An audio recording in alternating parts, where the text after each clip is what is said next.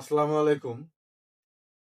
সাংবাদিক ইলিয়াস হুসাইন উনি বলতেছে হাদি হত্যার সাথে জড়িত আছে জামাতে ইসলামের নাইবে আমির ডক্টর তাহির সাহেব। তা আপনারা ভিডিওটা দেখেন। তার বাড়িতে ছিল এবং আবু তাহের সাহেব তাকে পালাতে সহযোগিতা করেছেন।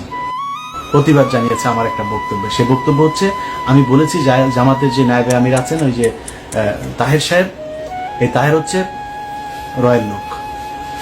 এটা বলার পরে তারা প্রতিবাদ জানিয়েছে আমার এই বক্তব্যের। আমি এটাকে খুব পজিটিভলি নিয়েছি, কারণ জামাত একটা সংগঠন, তাদের সাংগঠনিক একটা পদক্ষেপ থাকবে, এটা কোনো ব্যাপার না। আমি ওনাদের ওই ফেসবুক পেজেও জামাত ইসলামের যে পেজ আছে সেখানে গিয়ে জামাতের লোকজনেরও বক্তব্য দেখেছি, কমেন্ট দেখেছি। আমার কাছে খারাপ লাগে নাই, ওনারা মানে খুবই বন্ধুসুলভ আচরণ করেছেন। তবে জামাতের কাছে আমার অনুরোধ থাকবে, যে অভিযোগটা আমি শুনেছি এটা তো আমার নিজের বানানো না, এটা আপনাদের ভেতর থেকে আমাকে জানিয়েছে। তার বাড়িতে নইমুল ইসলাম খান, তার বাড়িতে ছিল।